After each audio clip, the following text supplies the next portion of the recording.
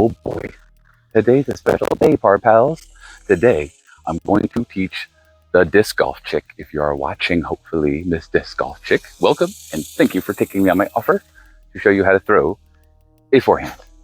And you need a forehand when your backhand shot is not going to work because you are trying to throw your right hand backhand. So a disc goes out, and let's say it's an overstable disc, it'll eventually fade over into the left. However, maybe your shot requires that it does not do that. It does the opposite, that it, like a lefty backhand, it flies out and then eventually fades back into the right, especially if you're throwing an overstable disc or a hyzer shot. Now, in this case right here, I want to be a right-hand backhand player, but I'm a lefty. And my disc needs to go over here, over there. And I need to go straight down here and let it fade out that way. So I can maybe get a birdie, or I can just get it to the basket. So I have to, the only way I can do that as a left-hand backhand thrower is become a left-hand forehand thrower, okay? I am going to force the disc by being a forehand thrower with my left hand to spin the way that a right-hand backhand player would spin the disc. And that way, it'll get me that fade that I need, which is the last number on your flight plates for you beginners. I want to get that fade to get it in that, I want to get it down this line, I want to get it up and in that basket. And it's just, it seems so intangible through those woods. So intangible. So it's not intangible. You just got to throw down the line, Matty P, right? So, only way to do that is to throw a forearm. So first things first, grip. Grip is so important. There's nothing you learn out of this video, at least learn a grip, okay? There's different ways to grip. This is how I grip, okay? You're gonna take your middle finger, you're gonna take your index finger, 2 fingers, use your thumb, and we're gonna use what's between your thumb and your index finger. I call it the taint of the hand, because it taint your thumb and it taint your pointer finger, your index finger. So it's right in here. So when we throw a forehand, we want to do the grip like this. Get it in the taint, get it right in here between your thumb and your index finger. And then when I do that, I take my middle finger and I put it between the flight plate and the rim. Not completely on the rim, not completely on the flight plate. You want to make sure it's kind of jammed in between that little corner. I put a little bit more on the rim than the flight plate, okay? And then I put my index finger right on top of it, okay? And when I'm doing this, I'm putting pressure here, pressure in here, putting pressure on that flight plate and that rim. I'm putting pressure on top of my finger, okay? And I'm just making it so it's kind of jammed in there because I'm going to throw it. I want to throw it.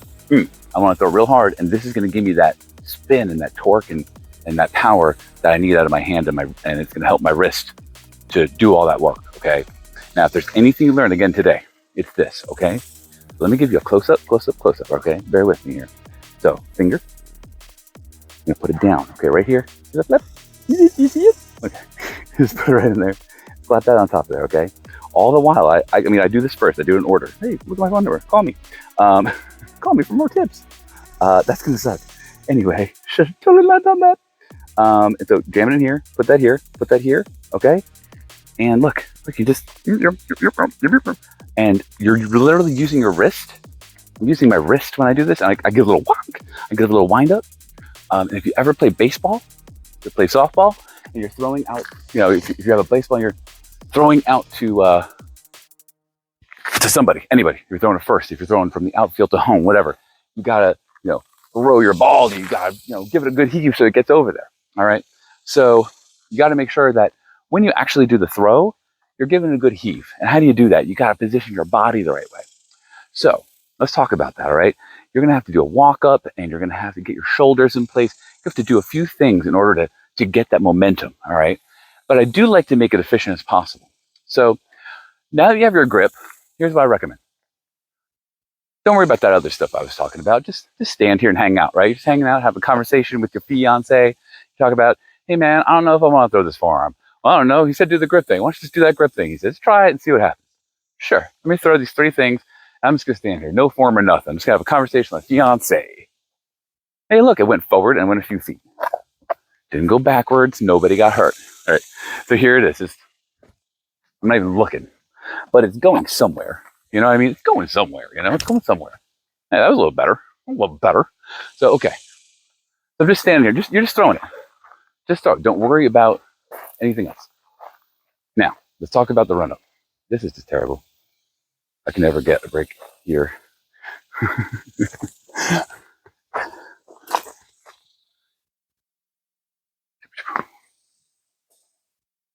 Actually, this actually went kind of far. This force.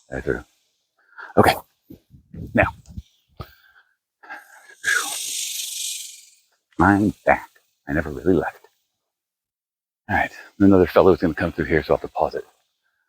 However, he's not here yet. So we have our grip, and I just kind of messed around with some throws. So just do some throws like that, you know. If you want to mess around with your own walk up, your own whatever, fine. Now, let's talk about your foot positioning, okay? Where are your feet going? How are we doing this? Now, I want to make sure, yeah, you can see my feet, all right? So your feet, when I start out, I'm always facing forward, okay? I'm always facing forward, and then I go into my step. So I'm going to go here, and then I'm going to step in, and we're going to do an X step, okay? We're going to do it right up to the end here. When we do the X step, it's just going to be a few steps, and what I'm doing is I'm going from facing forward to sort of coming up sideways, almost like sneaking, okay? Sneaking up. And when I do that sneak up, I'm putting my hips in a position to throw that baseball home, okay? That's how you're going to get that power. So in this specific example, on my step, my cross step, it's a cross step. It's only going to be a few steps. So I'm lining my shot up, and I go, actually I step with my left first. So I go 1, 2, cross step, and I put my foot down, right? I did a little extra there, but that's what you're going to want to do. You're going to want to step up a little bit closer. And I keep doing the wrong foot. It's good for me to realize that. 1, 2, 3. That's what I'm doing in my cross step. I'm going to do it a few times for you just to see, all right? Just watch the feet. I go left, step, go into my cross step, and I go in.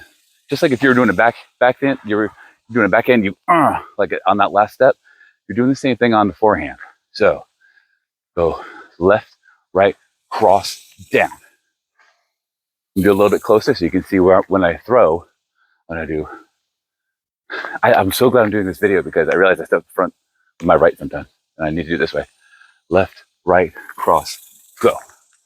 My plant foot, the right way versus how I end up doing it by accident, is I should be planting sideways. I should be sitting, you know, and if you know a backhand, you know you got to have a staggered stance like this. If you don't, you need a staggered stance. But you need it staggered and a little turned in. Sometimes you can be a little turned out, fine. But man, I tell you, when I land my final foot, I find myself pointing forward. But hey, I throw 300 feet on a forehand, so you know I'll work on getting it sideways. But again, what's comfortable for you? Did it just go to the basket? Did you point Did you point your foot forward or sideways? Who cares? It went in the basket, or who cares? You just got a birdie. Okay, but do what works for you. I'm just going to say right now that with my grip and with this cross step, you're going to get that power. You're going to start to see how you can line that shot up, and that you can get it on the angle to get it in that basket on that weird angle. Okay, that you can never get with a backhand. That plane shouldn't be bothering anybody. So that's the step. That's the motion. Now, the other thing that I'm doing when I'm doing this, okay, is I am using my shoulders also in this throw. All right. So when I step up, I got my grip down, I got my cross step going, okay. But my shoulders, what is my off arm doing? Off arm really, this made a big difference, okay, in my throw. It gave me more power because I started engaging my shoulders. You know, you gotta engage the shoulders. So what I'm doing is I'm coming up and I'm holding my arm up. I've seen some of the pros really kind of touch the disc or hold the disc, all right, as they're coming up.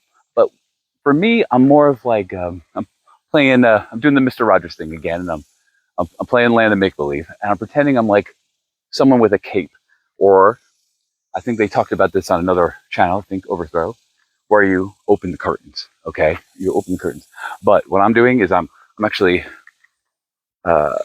covering my face, and I don't want you to know I'm a vampire. And, and then surprise, as I throw through, surprise, I pull away the curtains, I pull away the cape. All right. So when I'm running up, I'm coming up, I do my cross step, right?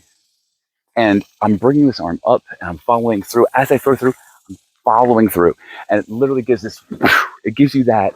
I don't know if you ever had He-Man with the swivel action, or G.I. Joes, or any other like doll toys that like had swivel action. That's pretty much what you're giving yourself here. You're giving yourself that swivel action. And so I'm going up and boom, right through. And that helps with your follow through. It helps so much. Really changed my forearm. So those are real key steps that you want. I got my grip down and I'm pulling back and I got my arm up and my X step down. Beautiful, right? There's more to that, but I think from basics, I think that's really what you want to know about. Now, lining it up. I think this might be the final thing. There's a little more I can talk about. I'll do a follow-up video if you have questions, okay?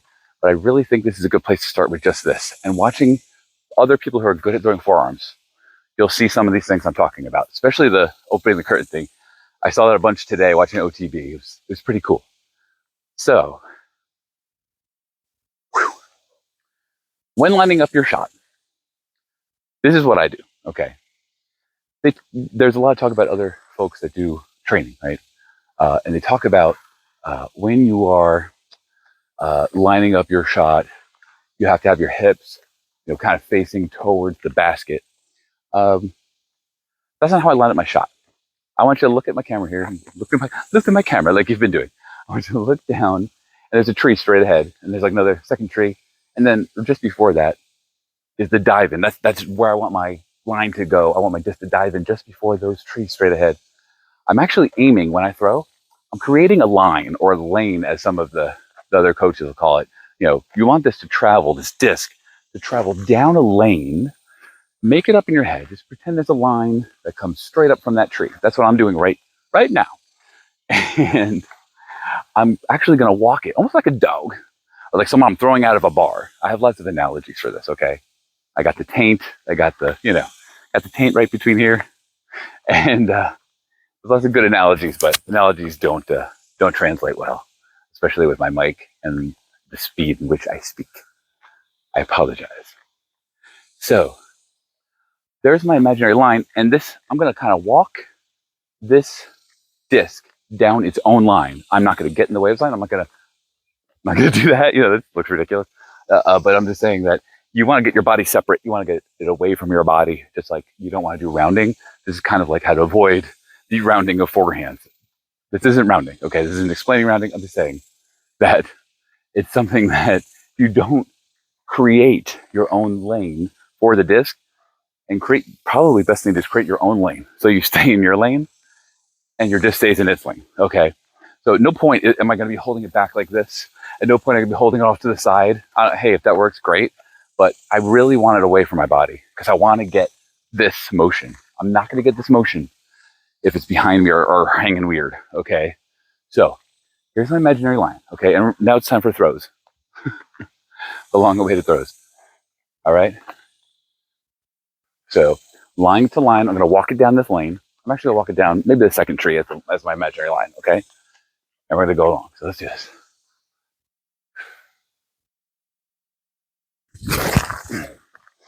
Now, there's a late release. I was very excited about that throw, but you saw what I did there. Did you see what I did there? It went down the lane, late release, but it came down and faded left. That was a very, very straight throw. I must have hyzered it with the late release, but let's do this one again. Usually the third throw, I got it down.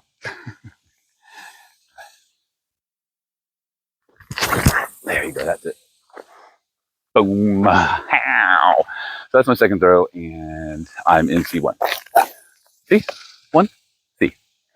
This is my Jackrabbit, the big beefy putter, and forearms feel weird with big beefy putters, so give me spare with.